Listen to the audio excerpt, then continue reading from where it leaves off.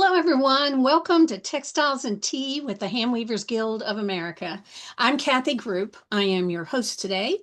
And we want to start off by thanking our sponsors, Halcyon Yarns. Those of you who've been around fiber for a while know Halcyon. They have all kinds of yarns and fiber supplies. They carry a variety of yarns that are special just for Halcyon. So go check them out. They always have something on sale. So go to Halcyon Yarns and check out what they have for available today. And a big thank you to Halcyon. We appreciate them sponsoring Textiles and Tea. As always, we'll take questions at the last 15 minutes of the program. If you would, please put your questions in the Q&A. If they're in the chat, I don't always see them. We love your comments, though. Keep those coming. Those are wonderful. But the questions, if you would put them in the Q&A, then I can get to as many as I can. We are excited today to have Lynne Dees. Lynne began her fibers and textiles career in the 1960s when she started making macrame wall hangings and was introduced to the loom by her junior high school art class. We all remember macrame. Those of us of a certain age, we remember macrame.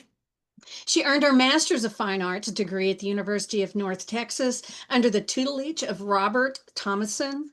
After focusing on loom-woven tapestries and off-loom woven sculptures, her work now utilizes traditional basketry techniques to create contemporary works that stretch the boundaries of which the materials will allow.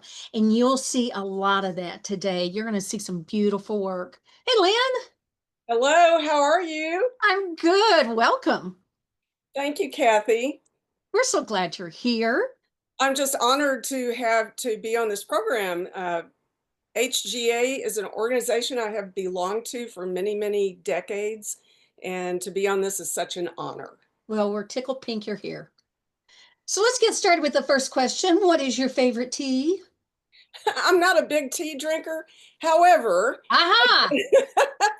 The only tea I really drink is the Snapple tea, and I'm usually drinking coffee, but I do like Snapple. Well, I don't know if you'll you know Sally Orgren, the editor of the magazine Shuttle Spindle and Dye Pot. She should have she should have money in the business of Snapple. She loves Snapple. The girl's addicted. So the two of you will have to hang out sometime and do your Snapple runs together. They have wonderful flavors. She loves her Snapple. Well, tell us, how did you get started in weaving? I know you started at a very young age, but can you tell us more about how you got started? Oh, I've got a good story for you. Oh, good. Well, when I was a child, I had an Aunt Judy who was a painter, and she used to keep her paintbrushes in a coffee can under her bathroom sink. And I would go in there and sit and look at those paintbrushes and play with it. She never taught me how to paint. We never really discussed it, but I think she was probably my original mentor. Um, as you said, I did macrame in the 60s. Somebody mentioned on the chat, I think everybody started with plant hangers, right?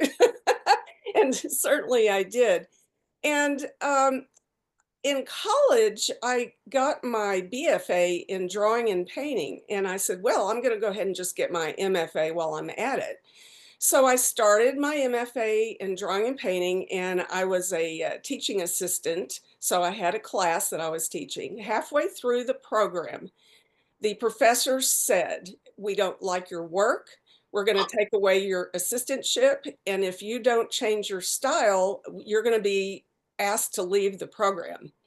And so I was exactly halfway through my master's program, and I had taken one weaving class with Roger Thomason. I went up to the weaving studio and I said, Roger, I would like to change my major to weaving. He says, fine, do the paperwork. I changed my major, and there's an example of how something that went bad turned out good. So my master's degree is actually in fibers and weaving. So I did want to tell you guys that story because there's always, a good outcome if you look for it. Wow, that's amazing. I was sitting here feeling so bad for you, and then it's kind of like, well, yay, good for They us. totally, yeah, they totally did me a favor. Did So they? originally, I have a lot of weaving looms. Originally, I was doing tapestry weavings on my loom. And in 2012, a friend of mine dragged me to the Basketry Guild to make a basket. And I thought, what? I don't even know how to do this. And so that was 2012. And we see where we are now, right? So you were a weaver for a long time before you went into baskets, a I loom was. weaver. And Wow. my good friend Chantel Hancock is the one who dragged me to, she was an art student of mine when I taught at Tarleton State University. She's the one who dragged me to that basket meeting. So, yes, Thank you. Thank you, Chantel, wherever you are. Thank you. anyway, yeah, I was weaving tapestries.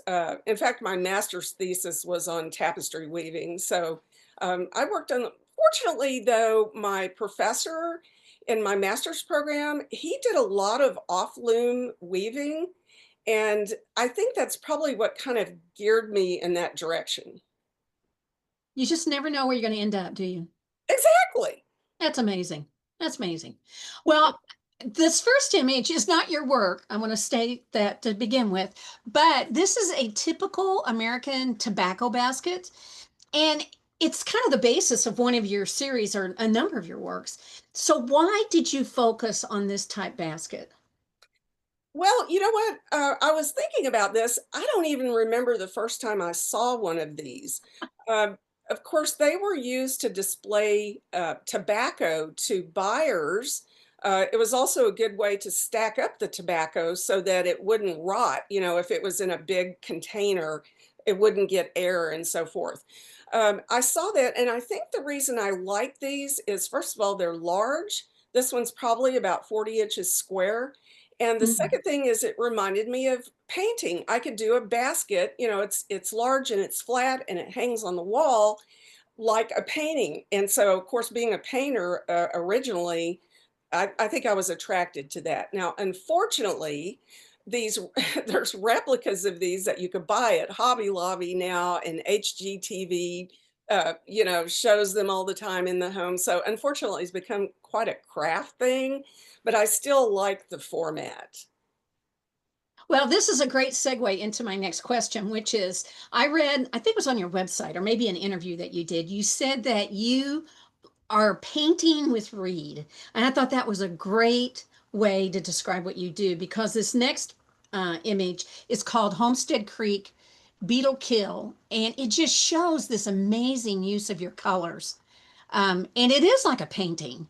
But the one thing I thought about is that if you do like acrylic paint and you don't like something, you just slap another color on top of it and change it.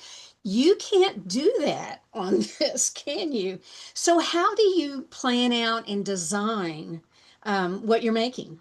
That's a great question. I think planning is the big thing, but I have to also allow for spontaneity.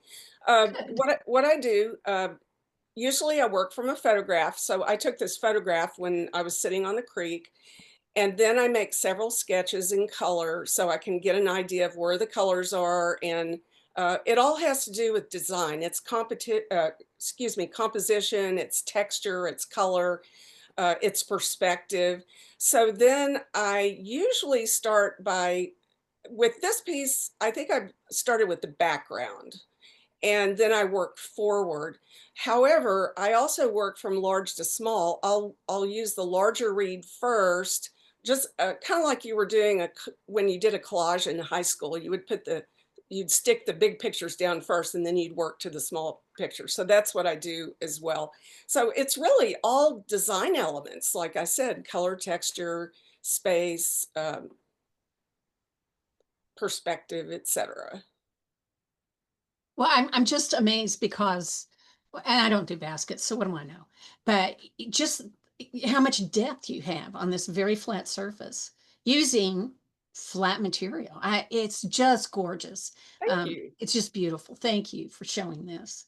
Um, and then this next one, and I'm going to pronounce this wrong, and you told me how to pronounce it. It's not Caroline, is it? It's Caroline? No, Coraline. Coraline. Think about the color coral. Coraline cake. Yeah. Now, the construction of this is just amazing. I cannot imagine how you did that.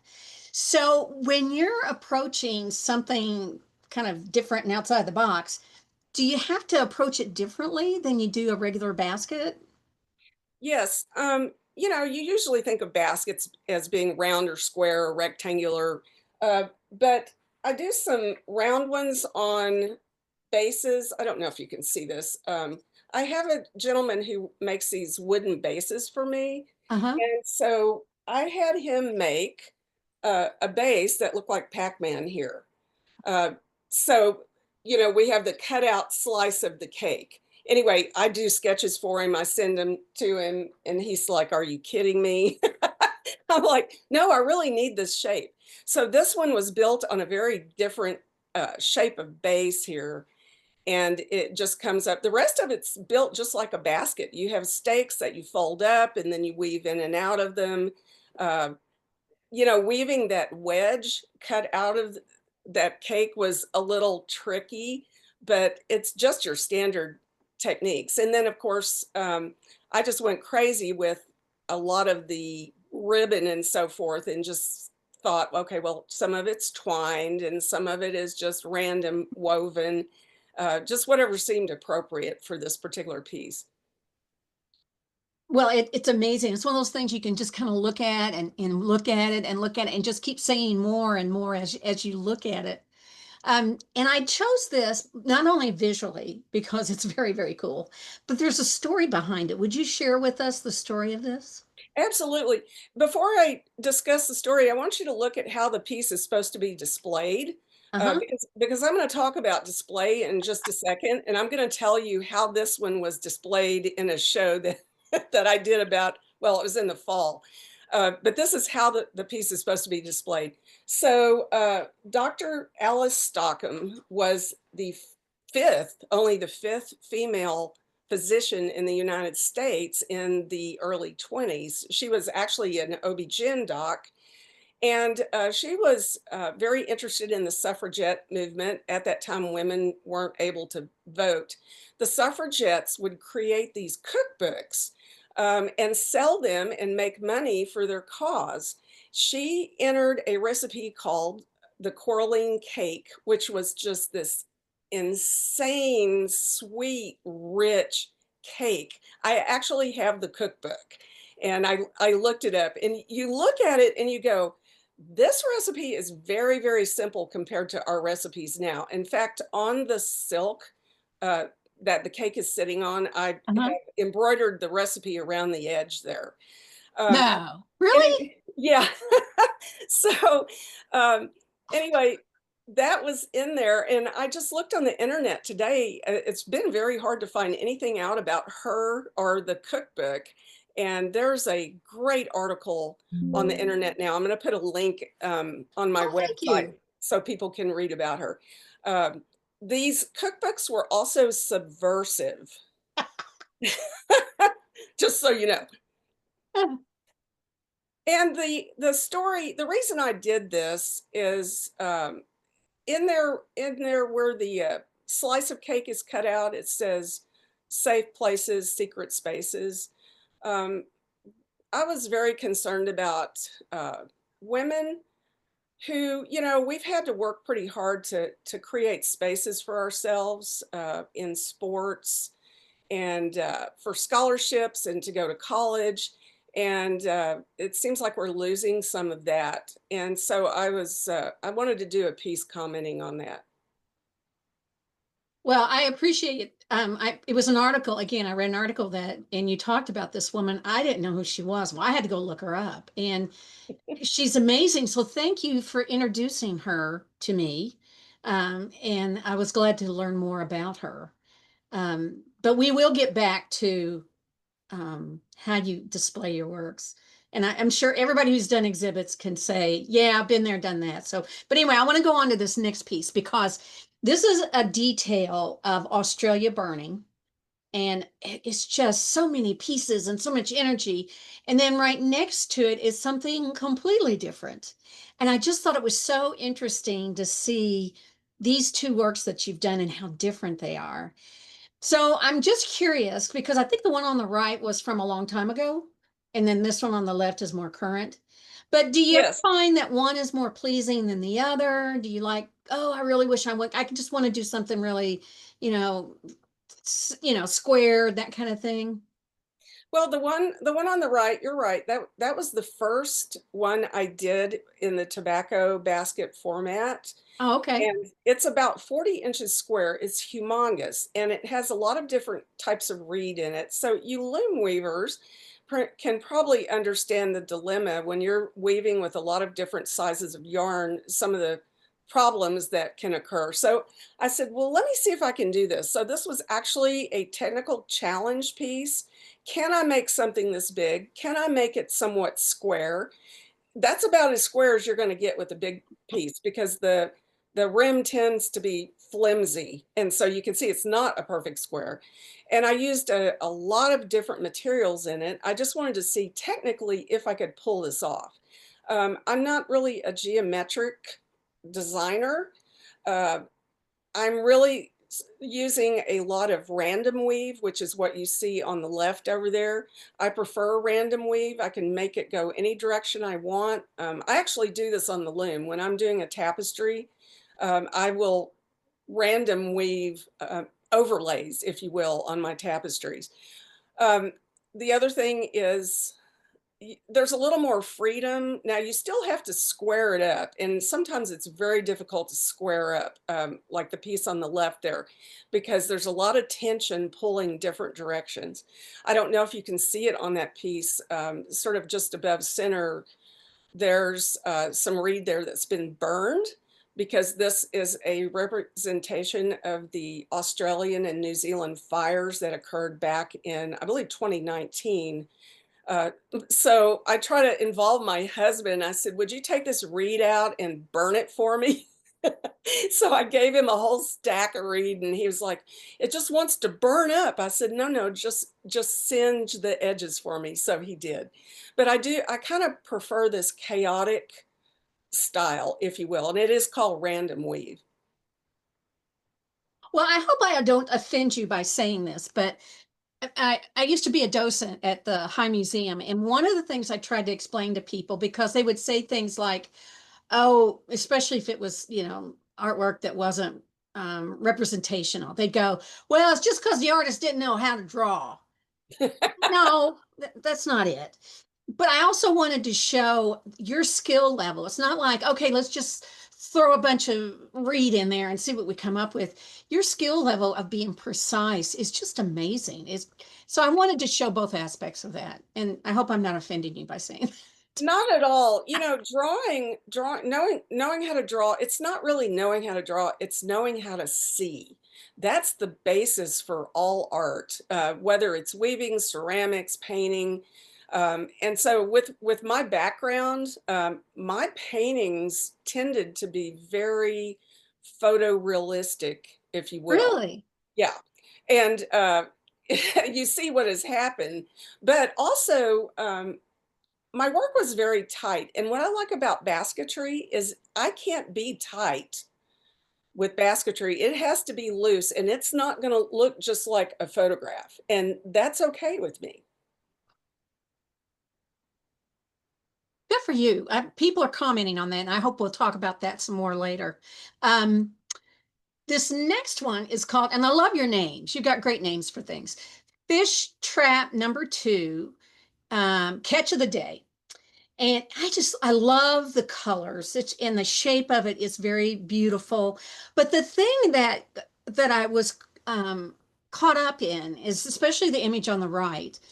And this just is a great example of you think you understand the work and what's happening here, and then you find out you're completely wrong. Because I was looking at the how they had displayed this, and I thought, you know what? It's really interesting how the tentacles have changed the footprint of this work. It's no longer just this little round base at the bottom. It's really spread out and changed the base of this work. And that was my question to you, and I'll let you take it from there. Okay. Well, this is fish trap number 2, and I did wanna mention fish trap number 1, which we are not looking at today, is a COVID piece. It's a trap, and it has little people trapped inside, and then there's viruses on the outside trying to get in. I wanted to mention that because I believe all of us have probably made at least one COVID piece. But this structure is based on indigenous fish traps that were made out of bamboo and rope. And of course, the rope is to tie the fish trap in the stream so it doesn't go down river. Um, so the reason it's called Catch of the Day is it's full of plastic bottle caps. So that's kind of a commentary on, you know, water pollution and so forth. The way that the paracord, and I love paracord. It comes in about 600 colors. The way the paracord is arranged on the left is the way that it's supposed to be arranged when it's exhibited. That's the studio shot of it. And it's funny that, you know, we talked the other day. I said, "Where did you get the picture on the right?" I don't know which show this was. I always send a photograph of how the piece is supposed to be displayed. It's always in the box. I sent one with this, and they did not arrange the cords the way they were supposed to. I have a suspicion this was in a show in San Jose, so I didn't get to see it. Um, but no, it's not supposed to be arranged that way. And what I wanted to mention on the Corling cake that we looked at a second ago, the last show that was exhibited in, the cake was sitting on oh good, she's going to go back. The cake was sitting on a podium that was too small for it. And the silk piece was hung on the wall above the cake with a couple of clips, and it had a big wrinkle down the middle. It was horrific. And I, not only that, the labels were switched. I had several pieces in that show, and the labels were all switched. And I changed the labels, but there wasn't anything I could do about the display. I know that a lot of you guys suffer the same issue with somebody not taking the time to look at the photograph or the instructions that you sent, and it gets displayed all wrong. Hopefully, the message still comes through.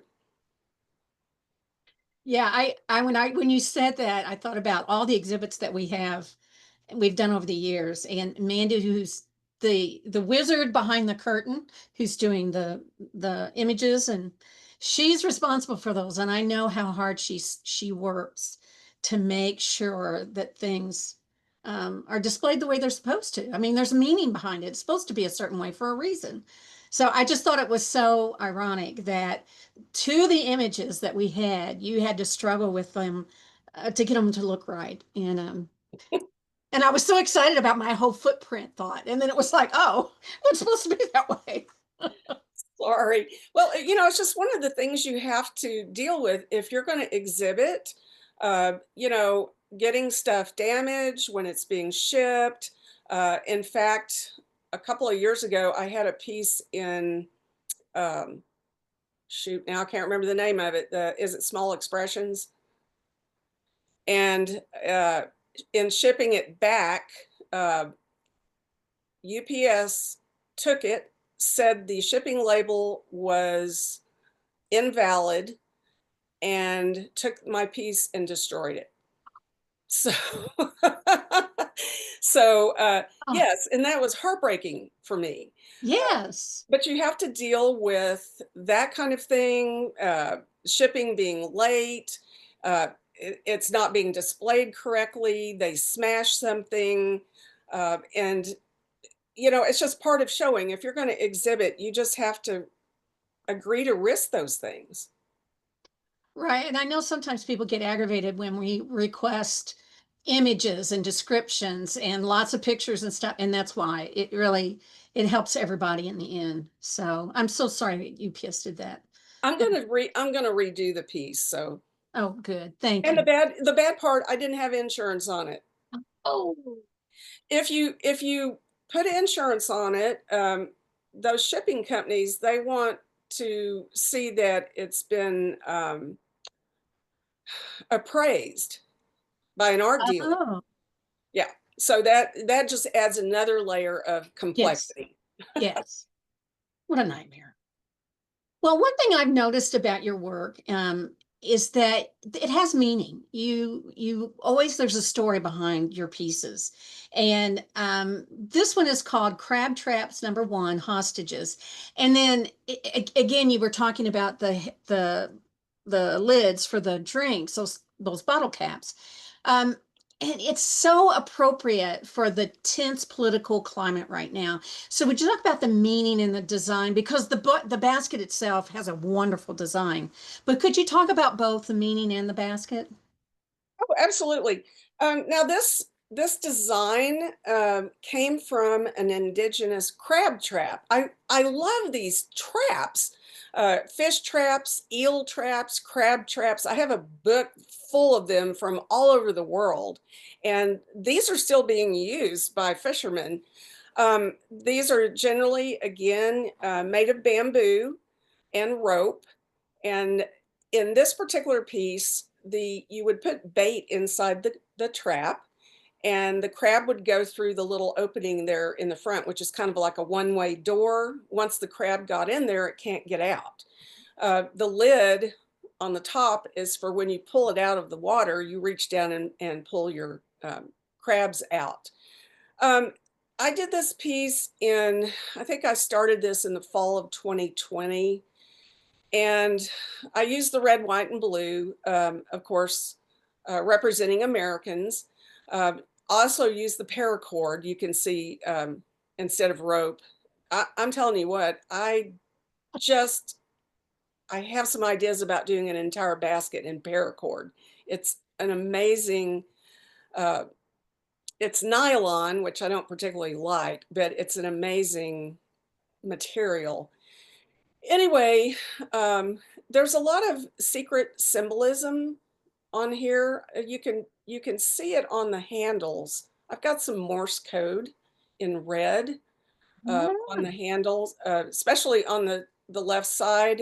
I won't spell that out for you, but there is Morse code, so there's a secret message there. And then on the right handle that you can see, there are um, 24, 25, 25 blue dots. And on the opposite side, there's 25 red dots. So, it's kind of a commentary on our two-party political system. And it's just gotten so complicated that it's hard to get anything done. And we, the people of this country, sometimes we're trapped by our own, devices, if you will. So there's so many layers in politics. And, once you try to solve one problem, you create 10 other problems. So it's not an easy fix. It's going to be a difficult thing, I think, to deal with. So that was the meaning of this particular piece.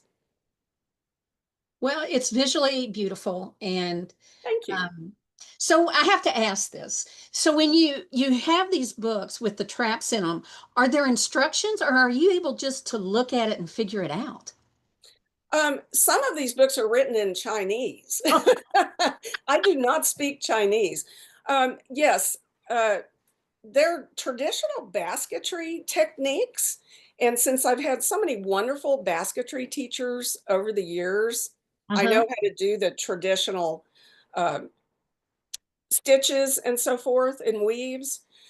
So I can pretty much look at a picture and figure it out. Well, that's impressive. That's impressive. Your baskets have so much contrast. And this next piece is called My Little Black Heart. And it just struck me by the base, has the red and the black, and then it looks like light or fire or something's coming out of it. I just love the contrast in this image. And then it has this wonderful shape that just has energy to it. So would you talk about this piece? Absolutely. First, I want to respond to Jennifer. Jennifer is in the audience, and she just put up on the chat that it looked like the message on that last basket was SOS. And Jennifer, you are absolutely correct. Way So to go, Jennifer. yeah, I'd love to see. I can see everybody's comments. I see that Chantel was here. I suspect both of my aunts are here. I want to give both of my Aunt Judy and my Aunt Jen, shout outs. They have been important to me through my career and very supportive. So uh, I wanted to give shout outs to them. Now, okay, this is a very interesting piece. This piece started with a triple slotted wood base. So I showed you a wood base here just a second ago. My base maker, he cuts these slots around the base, and this one right here just has two slots. The one you're looking at there has three slots. So that means that I can make something that has three layers, an inside layer, a middle layer, and an outside layer. Oh, oh, This okay. this piece started with just some random reed I had hanging around the studio, and I just wanted to see what I could do with three layers. And that's something I've been doing a lot lately is layering um, images on top of each other. There's a downside because it tends to obliterate what's on the inside. So this just started as an experiment, to be honest with you. And about halfway through the experiment, uh, my heart decided to start acting up. So I had to, that was a big scare. So Yeah. inside this thing is a wire heart. It's made out of black wire and it is totally loaded up with crystals. There's crystal beads that are just all over it. I was trying, oh yeah, I have a prototype. This is a prototype for what's inside this basket that you cannot see. But Huh. but anyway, yeah, and there's just loads of crystal beads in there. On the outside, there's black barbed wire. I was going to say bob wire, but that would give it away that I'm from Texas, so it's pronounced barbed wire. Anyway, so there's black barbed wire. It's circling the area where the heart is inside. Um, so Michelle, we don't have a close-up. Sorry about that. If you go to my website, you can enlarge the picture and get a better view. So this just ended up to be honestly, and Karen says the Texas pronunciation of bob wire is correct. Honestly, this was just an experiment that just went bad. It just went south. Um, it turned into the piece about my heart situation, which has been resolved, by the way. But I just think there's just too much there. There's too, you talk about the contrast of colors and so forth. I'm undecided on this piece. I think it's too busy. That's just Oh, my personal opinion. Uh, but it's okay because it started as an experiment. It was never intended to be a piece that had any meaning to it. So I'm okay with that. And the other thing is, since I'm doing these things that have objects inside, I'm having to figure out ways to make the outside less dense so you can see what's in the middle. And that's becoming a real challenge. If you could go back to the third slide, because I don't think we have it anywhere else. The introduction. Yes, please. Okay. If Thank you you, got Mandy. there it is. The same thing was happening with this. Oh my gosh, Emily's here. Hi, Emily. The same thing happened with this piece. The blue, I had the blue encircling the dead trees all the way around, and you couldn't see the dead trees. And I thought, oh no, it's happening again. I can't see the inside. So what I did is I took some scissors and I just cut the thing open. I had no idea. I was fixing to ruin the piece. The piece was finished, and I was fixing to ruin the piece. And I said, "Well, it's not successful. I can't see the inside." So I just took the scissors to it and chopped out a section of that blue sky area so you could see the piece. And right now, this is in the Denver Botanical Gardens has a show called Botanicals, and this is in the show. I'm so thrilled. This Oh, is good for you. this is called After the Fire.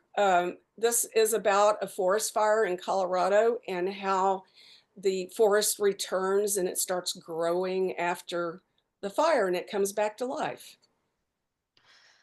Well, I'm envious all of you who are near Denver. Go see this in person. How wonderful. There are some beautiful pieces in this. Oh, gorgeous piece right here. Thank you. Thank you for going back and talking about that piece. I appreciate that. That's awesome. I didn't want to ship this again for the problems that I Oh, discussed earlier. My husband, we live in between Fort Worth and Dallas, Texas. My husband drove this to Denver and delivered it for me. really? Isn't he a dear? Oh, yes. Yes. He gets an attaboy for that and a little gold Yeah, star on his forehead. this is big. This is probably 40 inches tall. Oh, is it really? Yeah, it's a big one. Wow. Well, your baskets are unique. I have to say that, and I don't think anybody could argue with me on that point. And there's always that fine line between functional and art. And yours goes back and forth. Some of them, even though it's very artsy, you could also go carry stuff in them. So when you started out, I'm assuming your baskets were more utilitarian, and then you kind of went more toward artistic designs. Do you ever feel like you want to go back and forth, or you're fine with whatever you're doing? My husband said if I brought any more baskets home that I would have to start giving them away. So yes, I did start with the functional baskets just to learn the techniques. And I'm not going to be satisfied with it. I have baskets everywhere. They're full of everything. They're full of yarn, they're full of beads, they're full of whatever, cat toys. I don't think I'll ever go back to those uh, useful baskets because I'm having too much fun, doing what I can do with the basketry, the traditional basketry techniques, and some techniques I'm making up too. I don't know if they even exist. Um, if we have a minute, I'd love to talk about this one. Please. Okay. I have to find my notes because, as Annetta knows, I could never remember the title for this. This was at Convergence last summer. This is called Heartland, Nothing Lasts Forever But the Earth and Sky. And I actually did this duo here specifically for Convergence because it was in Wichita, Kansas. My husband and I drive through Kansas a lot to get between Texas and Colorado, and I just love the crops that grow there. Um, this is the title is from a Kansas song called Dust in the Wind that was written in 1977. It's about mortality, basically, ashes to ashes, dust to dust. And I wanted to mention that I dedicated this for whatever it's worth, to the 64 individuals on American Airlines flight 5342, I think 5342, that died on January 29th. They were flying from Wichita to Washington, D.C. And when I heard that, I was devastated because there were many Kansas residents who died in that crash. So I wanted to dedicate this to them Aw. as a memorial. But these are crazy. I want to do some more of these. And I've So got one. I have one touring right now. The corn one on the left. uh There's a smaller version of that touring in small expressions right now. The one on the right is supposed to represent sorghum plants. oh, I know it doesn't totally look like that, but hey, I can take some artistic license, right? well, I don't know about everybody else, but I don't know what sorghum looks like. So I've got, I believe you. Oh, Fabulous. how tall are these? I know somebody's going to ask. I believe the one on the left is about 19 inches tall. So these are some of the smaller things that I make. Uh-huh. And they're so fun. I love doing these. They don't take quite as long as my big pieces. And you folks who are loom weavers, you know that sometimes you've got, 20 yards on your loom and you're like, well, I want to do something else, but I've got to finish weaving these 20 yards. So I'm sort of feeling the same way. I like to do some small ones. Well, again, I'm not a weaver, so I mean a basket weaver, so I don't know. Is it harder to do smaller things than bigger? Like You get know, your hand in them? it really is. It really is because you have to go to a smaller scale of Uh-huh. reed. On a big piece, you can use larger reed, but you've got to really restrict yourself to a smaller scale. Of course, I've got a lot of different ones mixed in on the left there, but that's one of the things you have to remember. And I've always worked big. When I was working, when I was in college, my paintings were 6 feet, 6 foot paintings. So I tend to work large, so it is difficult for me to work on a smaller scale. Well, this next couple of slides, I'm so excited to do these because I love when people can talk about who inspires them, but it's not very often we have an image that is an inspiration, and this was one of them. This is David Hockney. If you're all familiar, he does those kind of lonely, isolated images. Hard to tell with this picture; it's not quite so dark and lonely. But you said this series of his swimming pools was the inspiration for this piece. So, Yes. so who else inspires you, or how did this inspire you? Oh my gosh. Well, David Hockney did a lot of paintings of pools, swimming pools in Southern California. And I love the simplicity of his work. If you notice, he uses a very limited color range in this particular piece. Now he does tend to be colorful in some of his other landscapes, but I love this. And in 2014, UCLA hired me to do distance courses for their students. And so I got to go out to California every other month for 5 years and fell in love with that state. I never thought I would love California. Texans tend to just make fun of California. And I am a native Texan. That is the most amazing place I have ever been. And I love the vibe. I love the weather. I love the ocean. And I wanted to celebrate that in this piece. This piece is called Splash. And one of Hockney's paintings is called Splash. So I stole his title, I will have to say. Well, I love it that we are able to see both. It's not very often you can actually get to see what the inspiration is. This last question is you are the president of the Dallas Fort Worth Basket Weavers Association. You were the conference chair of the Texas Basket Weaver Association conference. And I'm always curious, and like I said, from one guild president to another, and all of you who are watching have been in some kind of position on your guild. It's time away from your work. It's time away from all other things in your life. Why do you do that? Why do you donate your time to your guild? Well, and I'm also right now the vice president of Contemporary Handweavers of Texas, and I'm also the instructor coordinator for the conference that we're having later this month.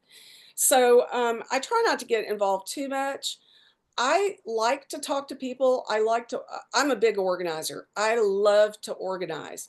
I'm also hoping that I can mentor some of these younger weavers and basket makers because I had no, the only mentor I had was my Aunt Judy, and she's not a basket maker. Like I said, she's a painter, but both of my parents were musicians.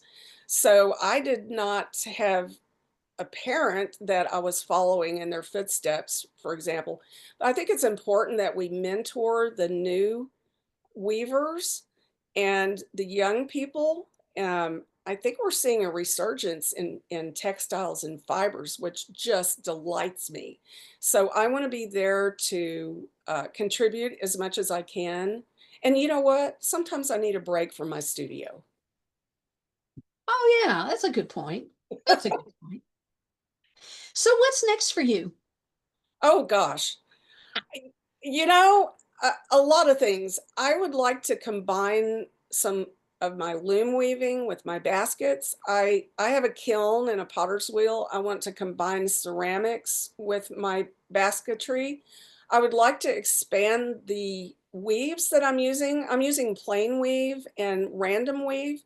I would like to use some other weaves. I mean, just even twill weave in my basket. So I would kind of like to expand that. um, I'd like to use more paracord. I think I mentioned that earlier. Uh, I would like to do a whole basket out of paracord, and it's floppy, it's not rigid like rattan is. So that's going to be a real challenge, I think. So I have too many ideas and not enough time. I understand that. I understand that. Well, speaking of time, we have time for questions. Let's take some of the questions. I think you've answered some of these already, but we're going to look at them anyway. Um, and you've kind of talked about this, but Rama, Rama, if I'm pronouncing your name wrong, I apologize. And you always give great questions. She said she wants to know how important it is to you that your baskets are functional. And you've kind of talked about that. I don't think it's as big as it used to be, right? No, I consider my baskets art baskets, and they are not functional at all. Okay. The flat ones hang on the wall. I don't use them. And if I leave them laying around, my cat will sharpen his claws on them. So I have to make sure they're not laying flat on the table. There's always reality in the art world. Right. Several people are asking about the color. They want to know how you color your reeds, and do you do it before you weave it, after you weave it, or both? Um, I dye my reed. I buy some. I have people who donate reed to me, reed scraps that they don't need anymore. When I go to conferences, I buy reed, in small amounts. A lot of people will do, 20 yards, and I'll buy every color I can get. But I do dye my own reed. I'm ashamed to admit right now I'm using RIT dye, but I'm going to be changing that soon. There's a better dye for reed, actually. So I dye it all beforehand. I'm doing a lot of space dyeing, and Ooh. that is so much fun. I know you can do that for weavings on the loom. It's kind of like ikat in a way. Uh, so yes, I try to do my own colors. Oh, this is a great question from Nan. Again, it's a very um anyway, it's a great question. How much of the picture in the landscape basket is integral to the weaving, and how much of it is applied to the basket structure on top of the structure? I'm not sure exactly what she's asking, but I do have to call some of the detail out. Is that what she's asking? Well, I was wondering, like, it's doing all of these things, but are there some pieces that you can't pull it out because it'll fall apart in the weaving? Oh, they're integral oh, to the structure. oh, okay. Uh, no, I start with a warp weft, 90-degree angle base on the flat ones. Mm-hmm. Okay, and then I twine around the edges to keep it square or whatever, and then I weave all of those random scrap pieces in. So no, it wouldn't fall apart because it's a grid. I start with a grid. Okay, great answer. And that was a good question. I never thought about it. I was so involved in how it looked. I never thought about how it was made. Well, you can't always see the grid. I mean, that was a good question because you can't always see what's underneath the thing, the base structure. Um, oh, this is a good question. I was thinking, Liz, great question, because I was going to ask this myself. The little black heart, my little black heart, were there beads on the edge of that? Yes, Okay. yes. I'm a bead freak. Crystal beads, wood beads, anytime I can, incorporate beads, I'm going to incorporate beads. And my latest thing is crystals, crystal beads and flat crystals. I want it sparkly. Well, I have to ask, I don't want to make this into a workshop, but how do you apply them? Do you glue them on? Do you sew them on? Do Um, you use the reed do you put them yeah. on the reed? If like wood beads have a hole in them, and so I just have to make sure the hole's big enough that Right. the reed will go through. Same with the crystals. The crystals work better if you're stringing them on a wire. The A uh, wire. Oh, okay. the flat crystals that are kind of like sequins, you have to use D6000 glue to glue them on. That's the only thing that'll hold it on. Nothing else works. This is from Jennifer. Hi, Jennifer Veral. We just saw her not too long ago. Um, she wants to know how big is after the fire, and she says she loves the color use. After the fire is about 3 feet tall. Really? Yeah, that's the one It, that's in the Denver Botanical Gardens. It's 36 to 40 inches. I can't remember exactly how tall that one is. oh, okay. But that's why my husband had to drive it to Denver for me. Judy wants to know, is there a slide of the Australian burning? No, Judy, and I should have known better not to show the whole thing. I apologize. But you can see it on our website. So if you Yes, want to go see it, go see it. yes, Um, Again, everybody wants to know about dyeing. Some of your baskets have wonderful texture contrast between the classical weave and the free form. The classical is so beautiful. Is it intentional?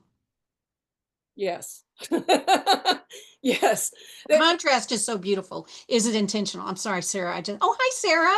It's Sarah Solson. I just messed up your question. I apologize. Is the contrast is so beautiful? Is it intentional? Everything is intentional, but I'll have to tell you, sometimes I don't think about it. Sometimes it just comes out. I a lot of times I say, well, I'm going to put this reed here and I'm going to put this reed here and I'm going to make this go this direction. And sometimes it just happens. It just comes out of me and I don't even have to think about it. Um, I knew somebody was, oh, this is Lisa Schweitzer. Hi, Lisa. What is the better dye for reed? I knew somebody was going to ask you that. It's You're not the using RIT. What should you use? Yeah, it's the Prussian dye. Somebody put it Oh, on the chat. It's the Prussian dye. You don't even have to heat it up. You have to prepare it first, and then you put it in the dye, but you don't have to so boil. it's the same kind of dye you'd use for yarn. Yeah, like Prussian MX, I think Yeah, is yeah, what. Procyon. Yeah. Yeah, and Oh, okay. I haven't got around to that. That's probably my next thing. I've been having good results with RIT, so I haven't done anything else. How did your musician, this is from Joyce, how did your musician parents influence your work? If you look at the titles of a lot of my work, it comes from songs. My parents were musicians. I grew up with music. I love music. I play music all the time. I just didn't get the music gene. So if you look at a lot of my titles, you will see a song title in there. Thank you, Joyce. She's my friend from Denver. Oh, okay. How do you organize your materials in your studio? I imagine the different kinds of reeds can be hard to corral.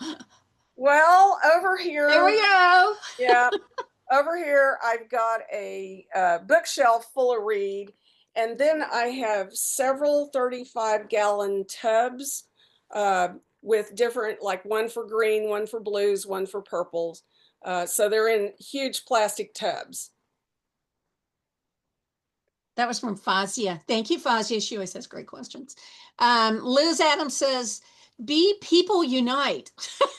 I love I love this presenter and the Yeah, presentation. So happy and encouraging as well as gifted. Oh, thank you, Liz. yeah, thanks. Oh, and I see Fazia. I know Fazia. She's in Contemporary Handweavers of Texas. Oh, there you go. There you go. Yeah. And she's got great questions. Um, this is from Anne Sanderoff Walker. Sanderoff. I can see the influence from tapestry in some of your work. In tapestry, we work from the bottom up, and your multi-layer pieces seem to start from the inside out. Is this true? Yes, they have to start from the inside out. Okay. That one I showed you, the little black heart, that Uh-huh.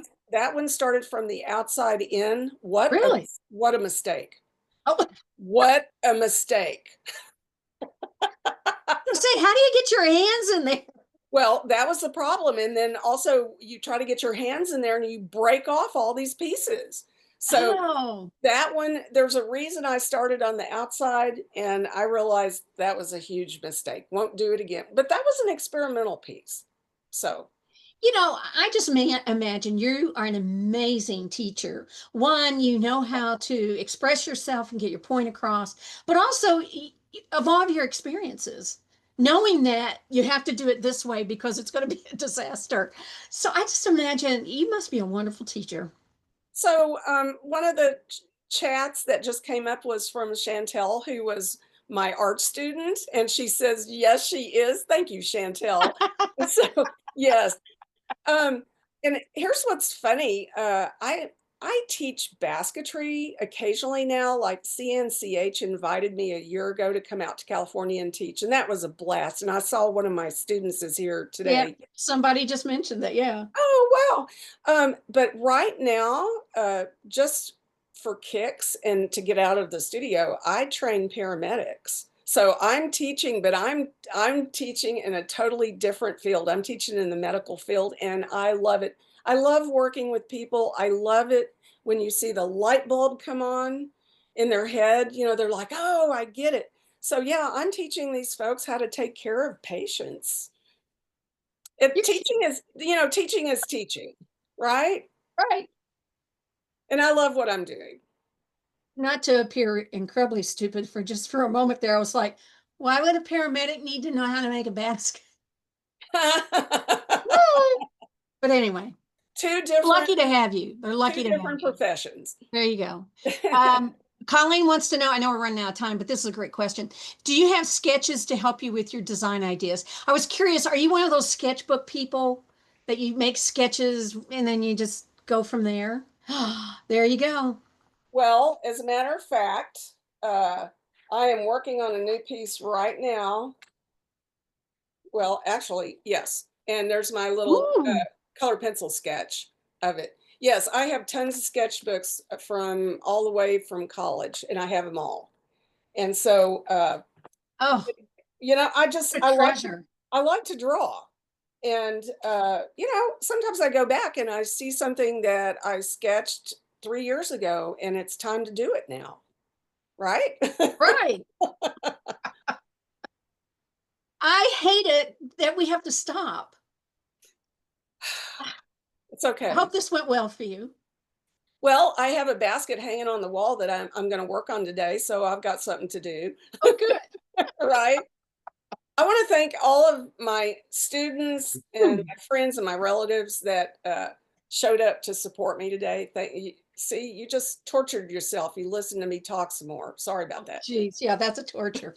Thank you so much for being on here. This has been so much fun. You've just been a delight.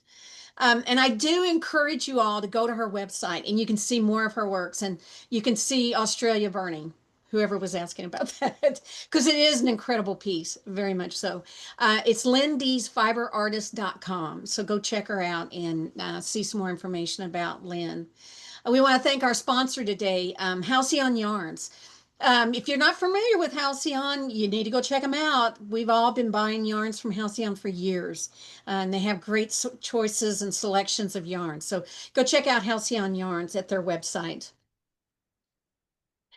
We want to thank everybody for being a sponsor. And if you're interested in being a sponsor in the future, your guild, if you have a bunch of people that want to get together, please do. You can choose your date. You can go online and purchase your sponsorship. If you have any questions, you can call the office. We'll be glad to help you with that. But we do want to thank our sponsors and thank Halcyon for joining us today. You can donate or join at weavespindye.org. Your donations help these programs exist, whether it's Textiles and Tea or, you know, Careers in Textiles, Spinning and Weaving Week, all the programs that we're able to put on the air, we do it through your donations. And it also helps keep the cost of things down. You know, Textiles and Tea is free, and we want to keep that free for everyone. So thank you all for donating. We encourage you to donate. You can go online and then join, be a member of HGA. You know, Lynne is. So thank you all so much for joining us today.